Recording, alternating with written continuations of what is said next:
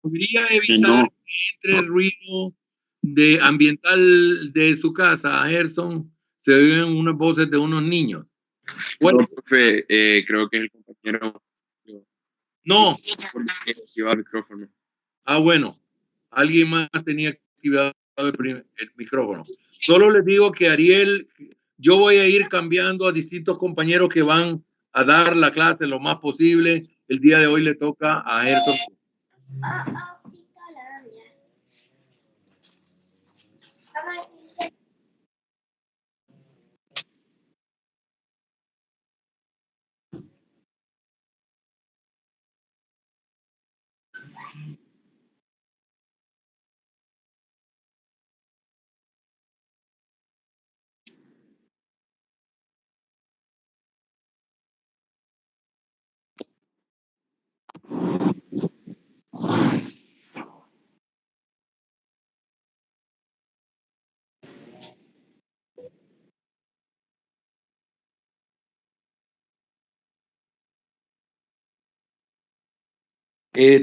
También dio otra idea a usted sobre el orden.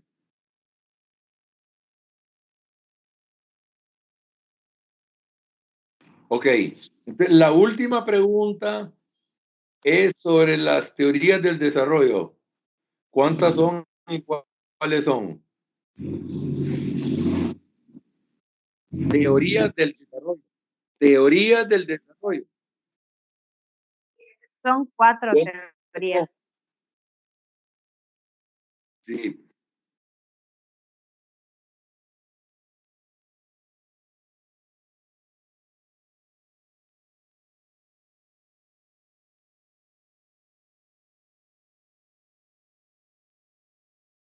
Correcto. Correcto. ¿Qué elementos de similitud hay entre la carta Lansing y los planteamientos de la teoría de la modernización?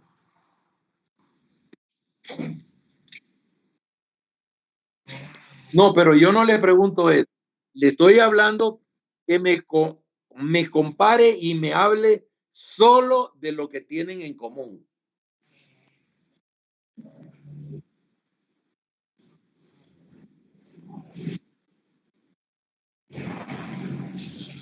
Bueno, si quiere, lea la carta, que es chiquitita, y después diga cuáles de los planteamientos de él son los mismos de la teoría de la modernización.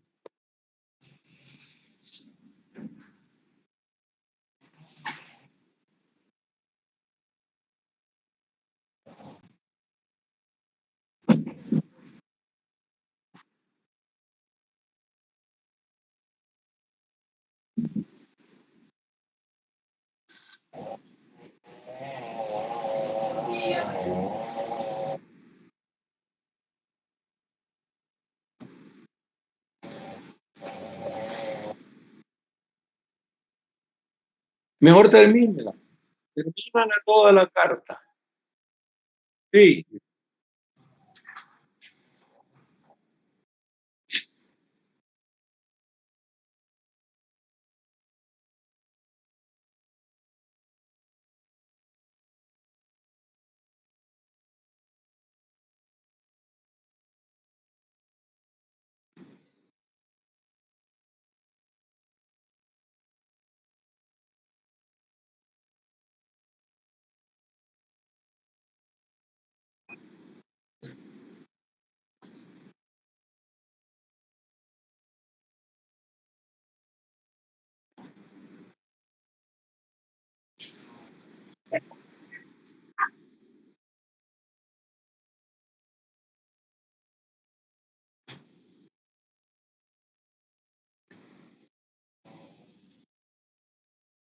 Esa es la carta. Ok. Entonces, ¿qué elementos de eso se relacionan o son similares a los 7 puntos en los que se resumen la teoría de la modernización?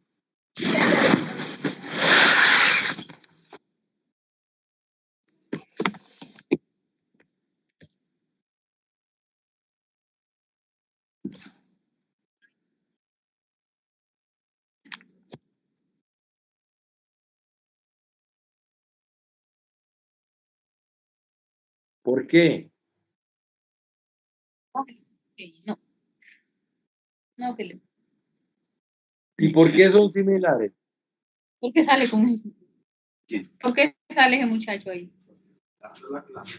Disculpen, el micrófono de Julio Lobo está abierto y escuchamos la conversación ahí de una compañera con otra persona. Perdón, Gracias. maestro. No hay cuidado, no hay cuidado. Adelante, Gerson. ¿Por qué son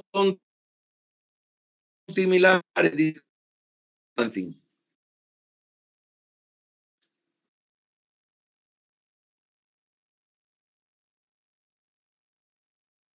Escúcheme bien. Disculpe, Gerson. Discúlpeme. Yo lo que le estoy preguntando no es que me repita los elementos de la teoría de la modernización, sino que me conteste la pregunta: ¿por qué cree usted que son similares esos 5 de los con la carta Lansing? ¿Por qué son similares?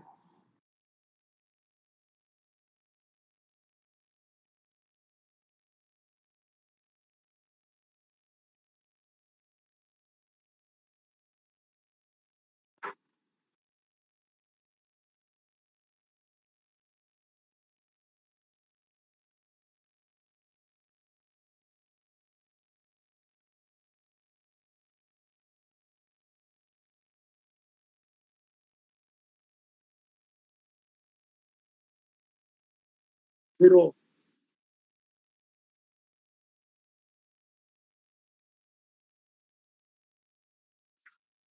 bueno, Profesor, ¿puedo dar mi opinión? a ver, ¿cuál es la diferencia? Ahora yo les voy a preguntar, ¿cuál es la diferencia principal entre la carta Lansing y la teoría de la modernización? Tal vez me la puede contestar Alba Canales. Alba Canales. ¿Cuál es la principal diferencia? Creo que la diferencia es que la carta se está haciendo por medidas de cómo está siendo organizado el país y cómo ocupa Estados Unidos tener el control sobre México. Ajá. ¿Y se puede extender, Alba, eso que habla sobre México, se puede extender a toda América Latina? Sí se puede, porque Estados Unidos es una potencia y lo que quiere es tener control sobre, así decirlo, nosotros. Entonces, Correcto. estas medidas son tomadas para ellos adaptarnos a como ellos piensan, para así nosotros estar dependiendo de ellos. Correcto. Entonces, ¿cuál es la principal diferencia entre el lenguaje que utiliza la carta Lansing y el lenguaje que utilizan la teoría de la modernización?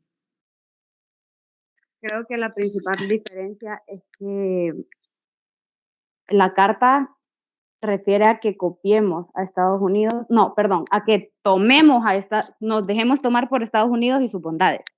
Y la modernización, en cierta parte, también tiene que ver, pero influye más a que nosotros independientemente Modernicemos.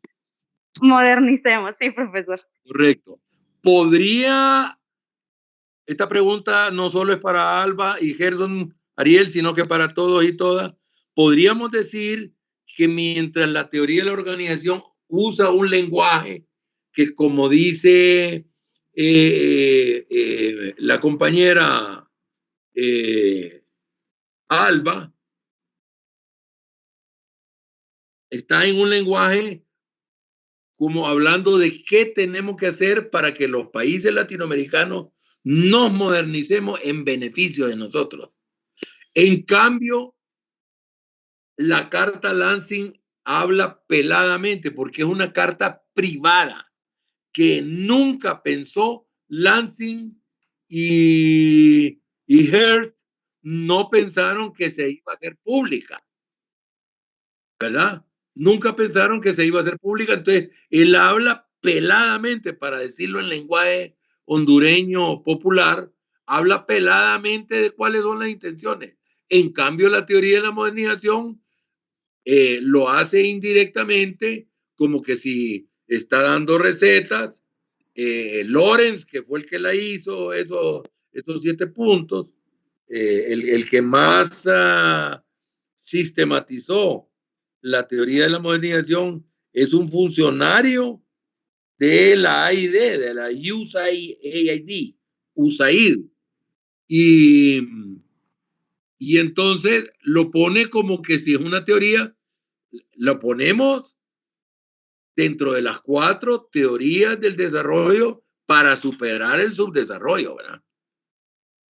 Entonces podemos decir, pregunto yo, que la carta Lansing es pelada, es directa y desnuda los propósitos con esa medida de mantenernos dependientes, mientras que los 7 puntos de Lorenz lo plantea como una teoría para que nosotros nos desarrollemos. ¿Sería esa la principal diferencia?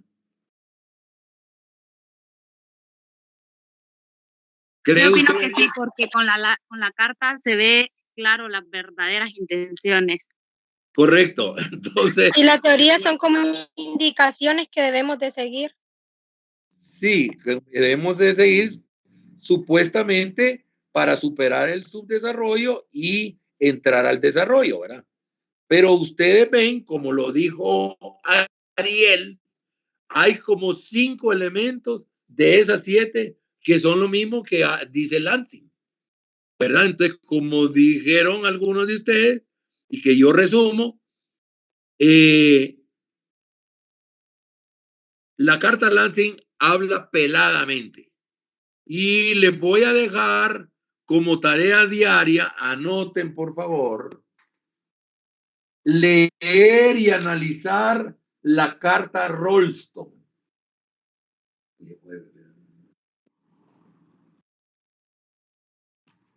La carta.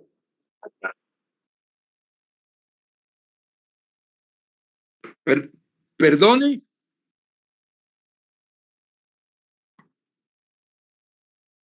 No, ustedes lo investigan, pero es facilito. Solo ustedes, todas las tareas que yo les doy, solo es de poner en cualquier buscador. El que más usan ustedes es Google, pero hay otros. Ustedes lo buscan, lo usan y entonces ponen carta. Se lo voy a escribir aquí en el chat de Teams. Tarea diaria. Leer y analizar la carta Rolston y compararla con la carta Lansing. Profesor. Sí. Ya la con tiene. Relación al tema, no, disculpe, con relación al tema, yo quería mencionar que usted como tarea diaria nos dejó investigáramos quién dijo que estadounidense dijo que no querían en relación a México un Japón en su frontera. Japón en la frontera. Sí. Entonces, yo más o menos profundicé esto y descubrí que quien lo dijo fue Zygmunt Browski. Si lo pronuncié bien. Que tiene un apellido polaco imposible imposible de pronunciar.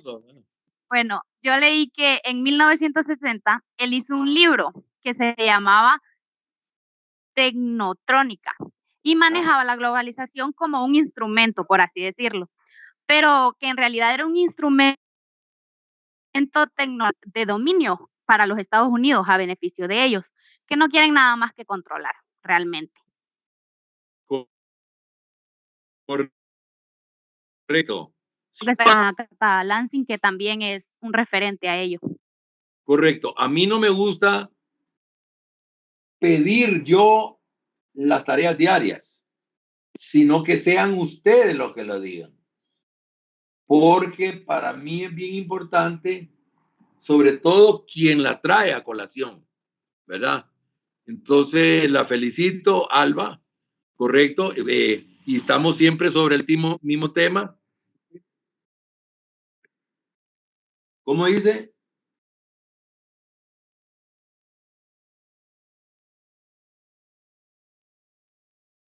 Dígalo. Sí, sí.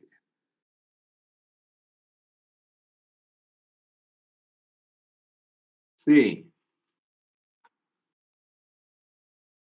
sí, a finales de los 80, principios de los 90, o sea,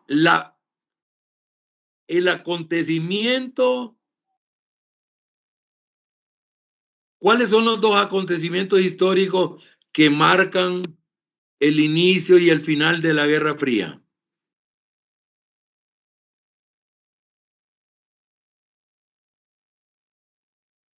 Sí, sí, pero para saber cuánto duró, entonces hay que ver por qué empieza ahí y por qué termina ahí, ¿verdad? Entonces es más fácil si vemos cuáles son los acontecimientos. Entonces, la Guerra Fría comienza porque termina la Guerra Caliente, o sea, la Segunda Guerra Mundial. Y ustedes recuerdan que la Unión Soviética se fue aliado de Estados Unidos, Inglaterra y Francia, que eran los cuatro principales aliados, aunque Francia estaba ocupada, pero lo reconocían como un aliado, y el general de Gaulle estaba en Londres dirigiendo la lucha de los franceses en contra de los alemanes en la clandestinidad. Tenían una fuerza guerrilleras, aunque la mejor fuerza guerrillera era de los revolucionarios de la izquierda francesa, ¿verdad? Pero había también una que obedecía las órdenes de Charles de Gaulle, que era un nacionalista de derecha, era un patriota francés. Bueno, entonces está la guerra. ¿Por qué se llama fría? Porque es después de la guerra, Segunda Guerra Mundial, y se ve como que Segunda Guerra Mundial era caliente, y después comienzan a haber conflictos que no son con tiro, ¿verdad? No son con balas, no son disparando, no es con explosión. Exacto, no es caliente. Entonces, termina la Segunda Guerra Mundial y están aliados los soviéticos con los otros aliados, Inglaterra, Estados Unidos, Francia, ¿y quién más? Dije, son cuatro. Inglaterra, Francia, Estados Unidos y la Unión Soviética. Son los cuatro aliados principales. Pero comienzan a haber otras revoluciones en el 49 en China, Bulgaria, Rumania, Hungría, las tres repúblicas bálticas, Azerbaiyán, Tayikistán, Kazajstán, etcétera, etcétera, llegan a ser como 30. Entonces Estados Unidos dirá, no, estos se están haciendo socialistas, y entonces ahora hagámosle la guerra, y comienza a tomar una serie de medidas de diversos tipos en contra del bloque socialista, ¿verdad? Entonces ahí comienza la Guerra Fría. Cuando se va enfriando la Segunda Guerra y van habiendo más países socialistas, entonces Estados Unidos se preocupa, porque todos esos países socialistas, en su gran mayoría, dejan de ser mercados de ellos, dejan de votar por lo que ellos digan, o sea, se salen del dominio de Estados Unidos y, según ellos, entran al dominio soviético. Entonces, y termina la Guerra Fría cuando se cae el muro de Berlín, cuando lo botan, que es entre finales del 89 e inicios del 90. Creo que fue el 89. Busquemos. Alguien que busque. Profesor. Sí, sí fue en el 89. Sí, el 89, ¿verdad que fue? Sí, la Guerra Fría terminó en ¿Verdad? Casi no se 1991, cuando con el intento de golpe de Estado a la URSS. tiene la tira de pero no, ese no Sí, es. con No. Yeltsin. El otro Javi Case. Yeltsin, No, sí, dejó de hablar. sí, cuando estaba Yeltsin. Hay un intento de golpe, pero y ya, ahí ya. Entonces, hay un comienzo y un final de la Guerra Fría. Y después viene otro periodo, ¿verdad? En que supuestamente ya el bloque socialista se desintegra como tal. Ya nadie tiene socialismo de Estado en Europa, solo queda en Asia, China, Corea, Vietnam, creo que Laos y Camboya, y etcétera. Por ahí unos países asiáticos. Y en América está Cuba, que el 60 hace su revolución y es un tipo de revolución también socialista de Estado, donde el Estado asume las mayores funciones, incluso productivas, ¿verdad? Entonces, esa es la Guerra Fría. Entonces, terminamos esa tarea diaria. ¿Quién fue la que la sacó a luz? Gerson Ariel, ¿verdad? Ok. Y yo les estoy dejando, yo ya les había dejado otra tarea, que es cuál fue, de qué se trata eso de que dijo Brzezinski. Le vamos a decir Brzezinski en español, ¿verdad? Porque ese apellido que tiene él es terrible.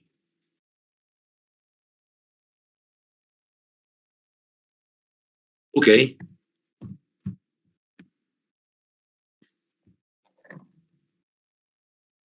Lo de Brzezinski lo mencioné yo, profe.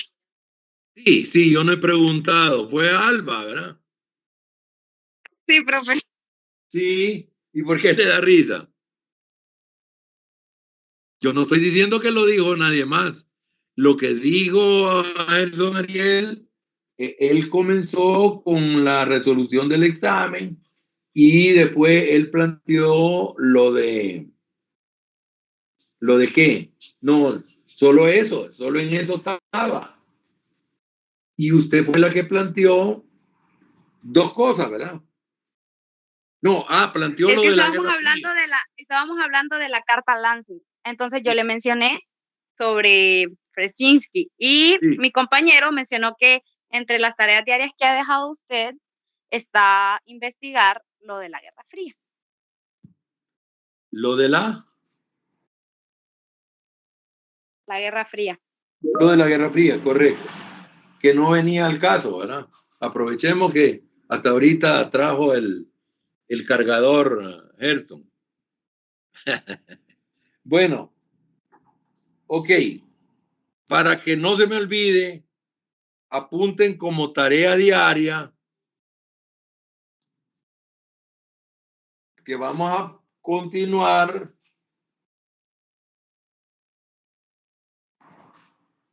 la carta Rolston.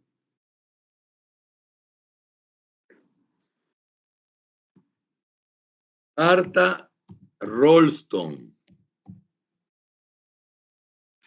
Profe, acabo de mandar la carta Rolston al grupo de WhatsApp que tenemos para el que la quiera leer ahí. Ok. Ok. Analizar. Lo más importante, analizarla, ¿eh? Porque encontrarla es bien fácil, porque es una carta famosa que está bien accesible. Gracias. ¿Quién fue el que habló eso? Julio, ¿fue Julio Lobo o no? ¿Quién puso la carta Rolston? Yo, Gabriel. Julio Lobo. Gabriel Rodríguez. Gabriel Rodríguez, que no me está ayudando. El programa no lo menciona usted. Gabriel Rodríguez está compartiendo la carta Rolston.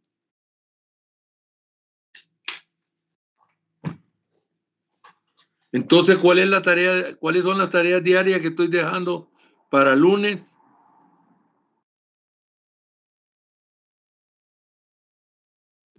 Leer y analizar la carta Rolston. Ajá. ¿Y qué más? Sí, ahorita vamos a continuar con la comparación entre la carta Lansing y la teoría de la modernización, y específicamente sobre el resumen que hace Lawrence, un funcionario de la AID, de los 7 recetas o recomendaciones para que los países de América Latina superen el subdesarrollo y se hagan países desarrollados. A propósito, dígame, otra cosa que dejo es cuáles son los países emergentes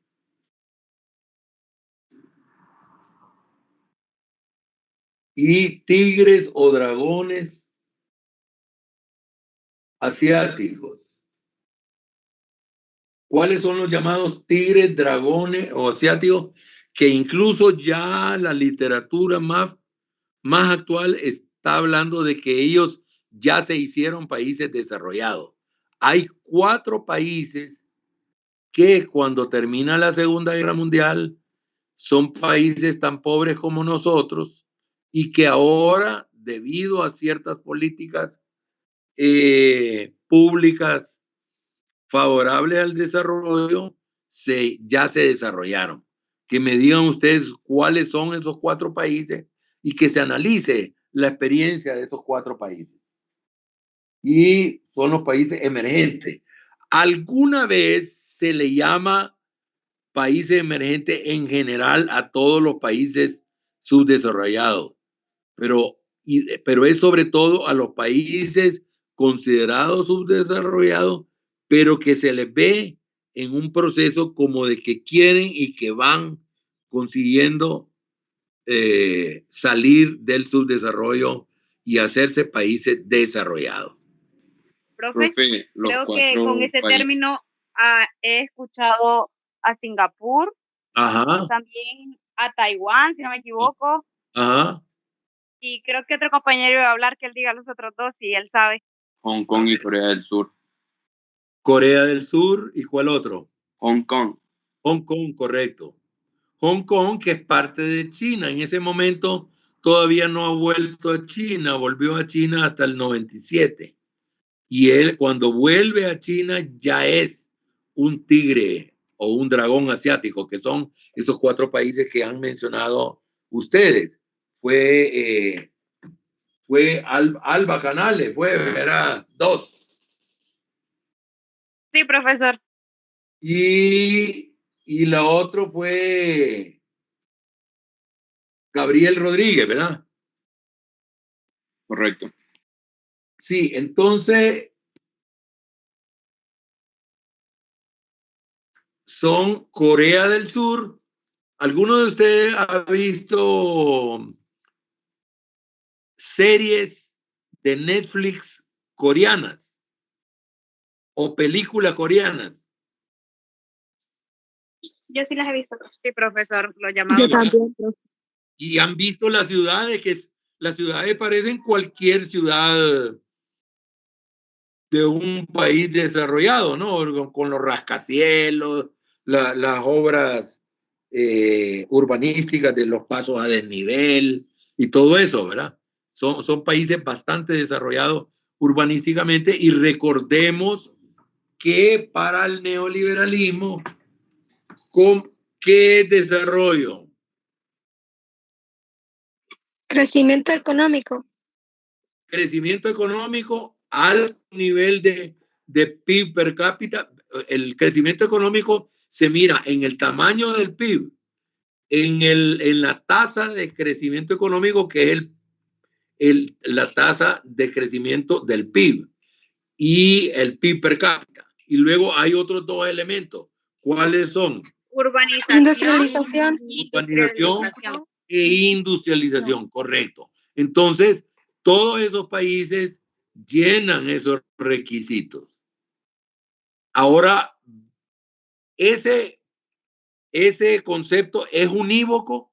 Desarrollo es un concepto unívoco, es decir, que todo el mundo está de acuerdo de qué significa desarrollo, o es un concepto polisémico que algunos entienden una cosa y otra cosa. Es polisémico. Es polisémico porque admite varios significados. Correcto. Conceptos unívocos y conceptos polisémicos. Una bonita pregunta, ¿verdad? De examen. Concepto unívoco y conceptos polisémicos. Entonces, desarrollo es un concepto polisémico. ¿Qué significa para los neoliberales desarrollo? Ya lo dijeron ustedes. 3 elementos. Crecimiento económico, que ya vimos cómo se mide. Urbanización y modernización. Perdón. Industrialización. Industrialización, correcto.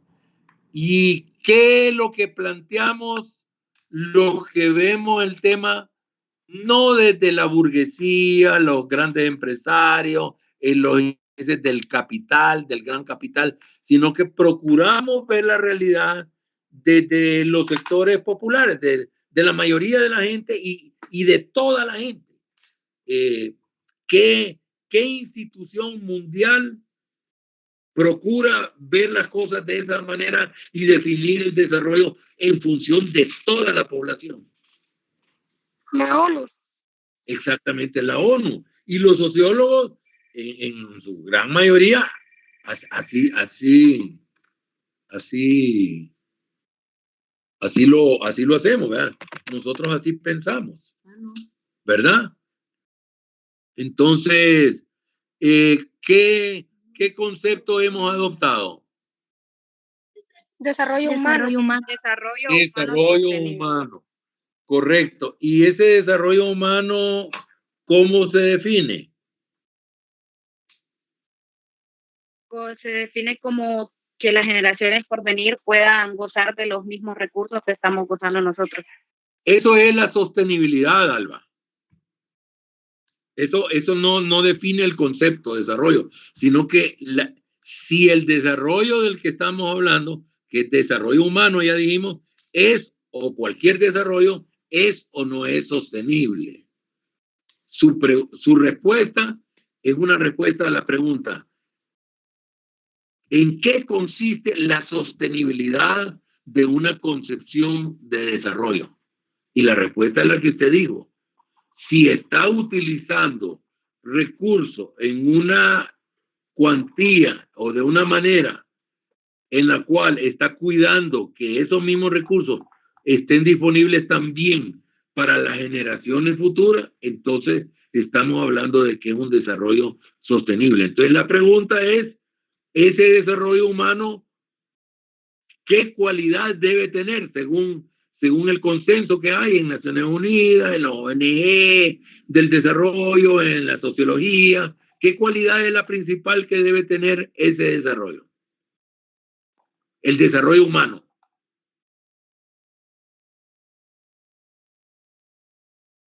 Sostenibilidad, que en primer lugar debe ser ecológica, pero que se plantean varias sostenibilidades, y yo les estoy debiendo un artículo donde yo hablo sobre esas otras sostenibilidades. Ok, entonces, ¿cómo sabemos si Honduras está avanzando en el desarrollo humano?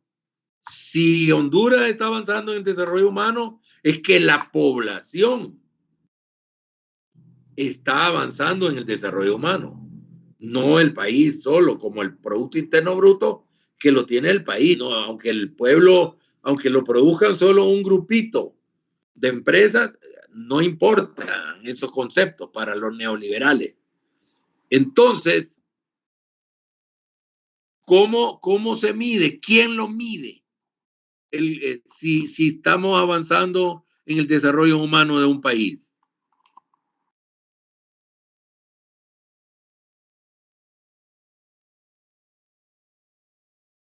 El índice de desarrollo humano lo mide. Lo mide el IDH. Índice, dijo uno de ustedes, de desarrollo humano. ¿Y quién construye ese índice? ¿Quién revisa? ¿Quién hace ese trabajo de estar midiendo cada año el índice de desarrollo humano? Ese es un indicador que es nacido del Programa de las Naciones Unidas. Correcto, el PNUD. Sí.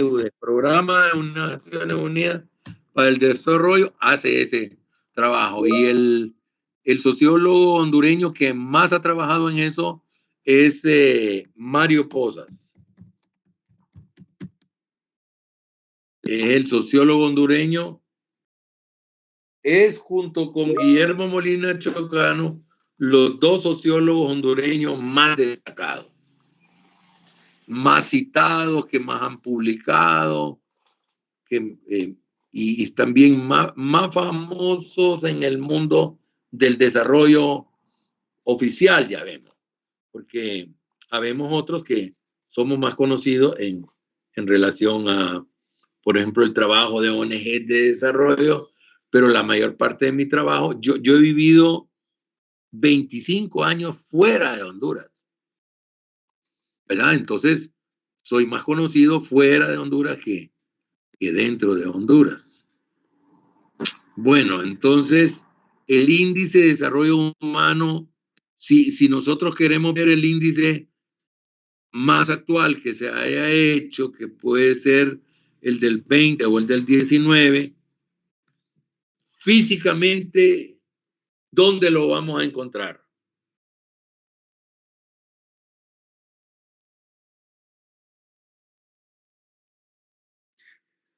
Mientras investigan en Internet, dejo otra tarea diaria. Revisar IDH de Honduras. Ustedes van a ver que cada año, sí.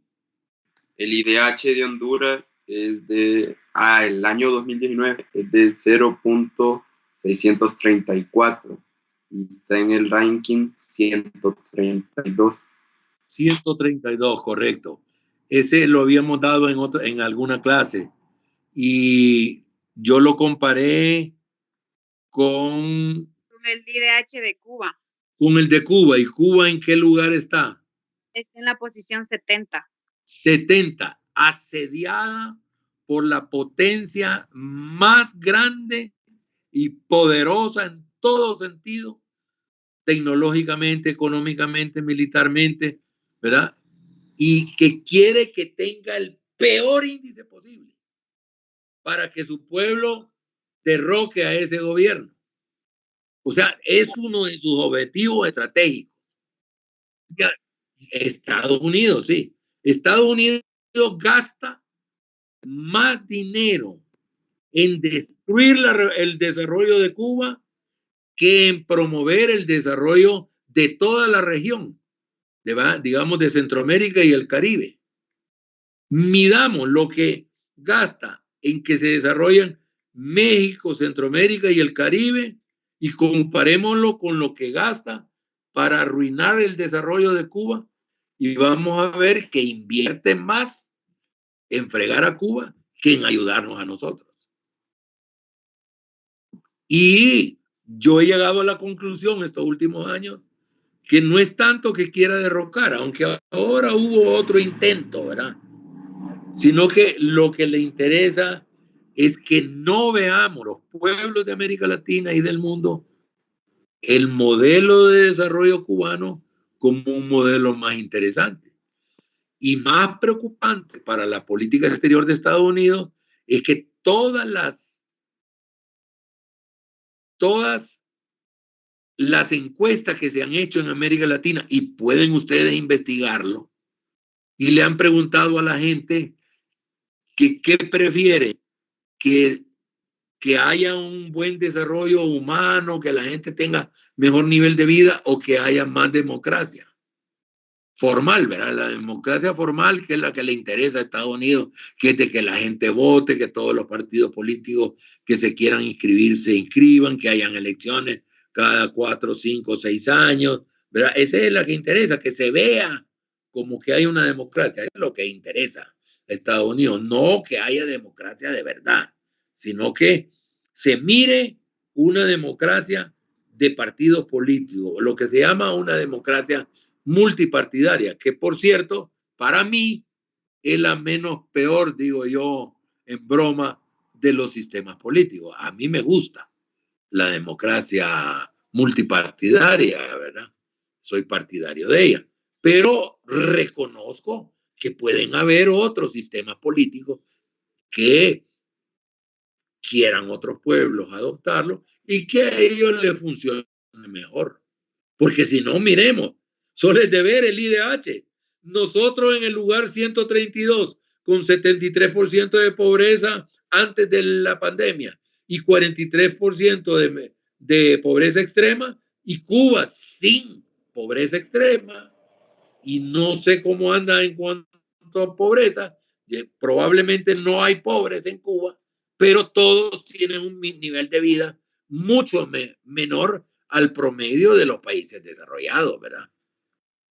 Y luego, índice de desarrollo humano, que lo ubica en el puesto número 70, mientras Honduras en el 132, casi 70, casi el doble más abajo, de posiciones más abajo. Solo faltan 8 para que estuviéramos en el 140, o sea, otros 70 más abajo.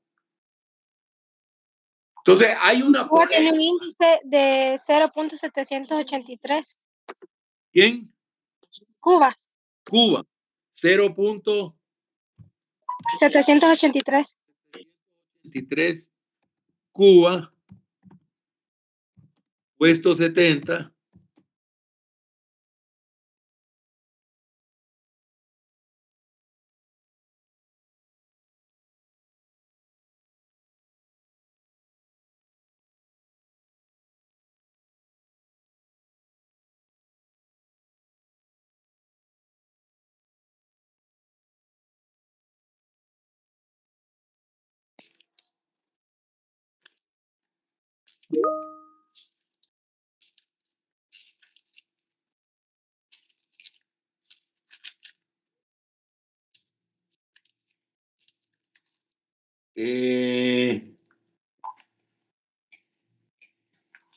¿Cuál es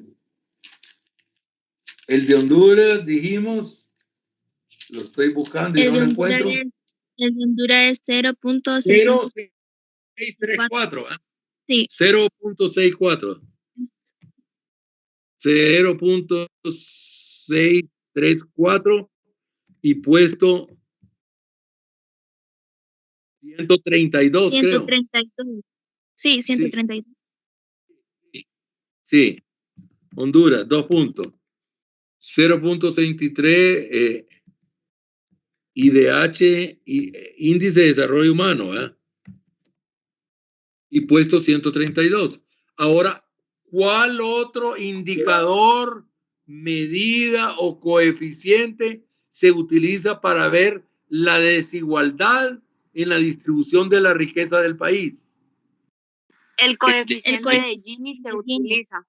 Correcto. Que un 1 vendría a ser total desigualdad y un 0 sería cero desigualdad. Porque 1 significaría que solo una persona tiene toda la riqueza.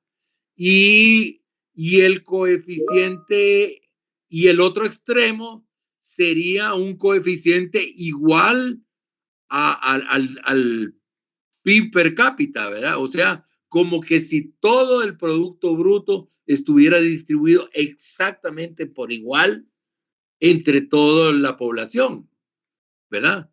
Entonces, entre uno y ese otro.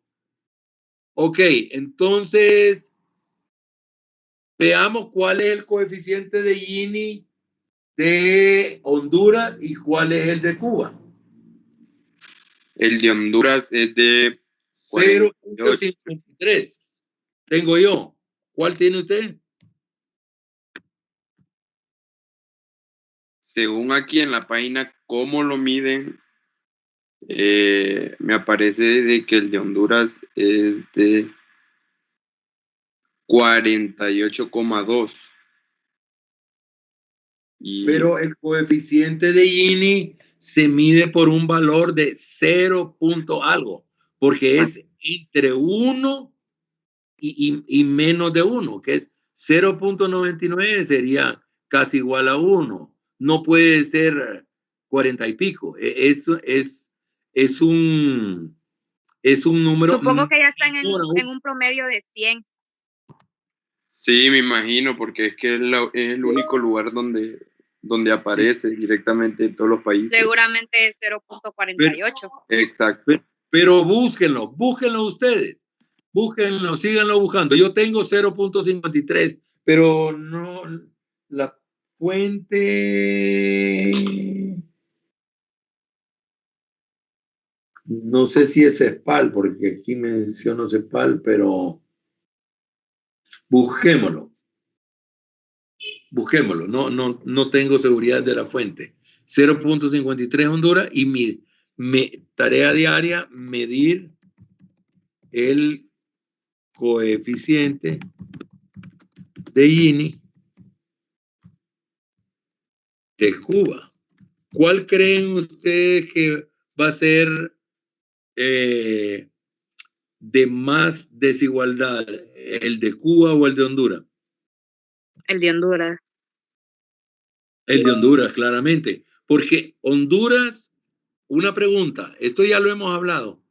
¿En qué lugar, qué medalla de las 3 medallas que normalmente se dan en las Olimpiadas y que se usan en sociología para cosas de estadísticas sociales, qué medalla tiene Honduras en desigualdad en América Latina, que es el continente más desigual del planeta?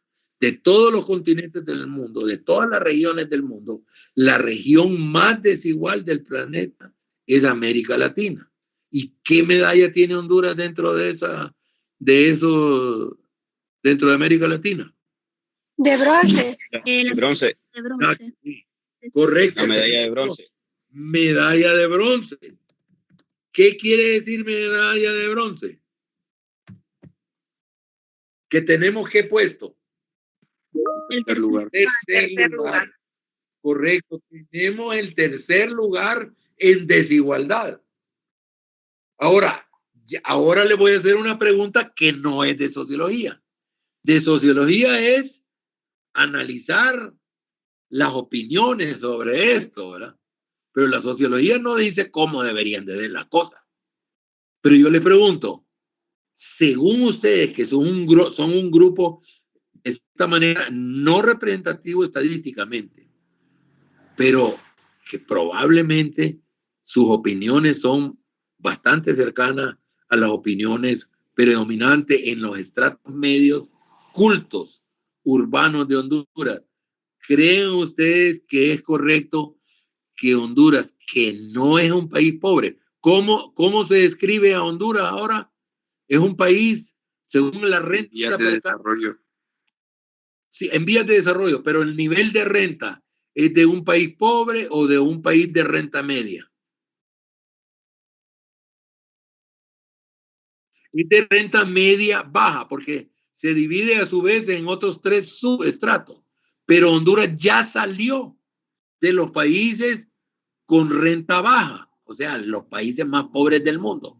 Honduras no es del grupo de países más pobres del mundo. Somos, por decirlo así, aunque es erróneo el concepto de clase media, pero lo usan mucho los periodistas. Entonces, Honduras sería de la clase media del planeta. La subdivisión más baja de la clase media, como de clase media baja del planeta. Y en cuanto a renta,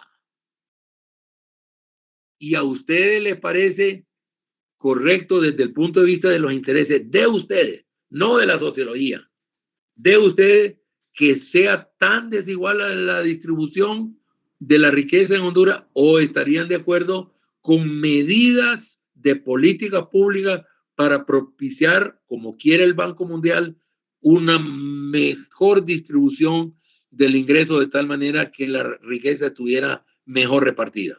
¿Cómo es la idea de ustedes?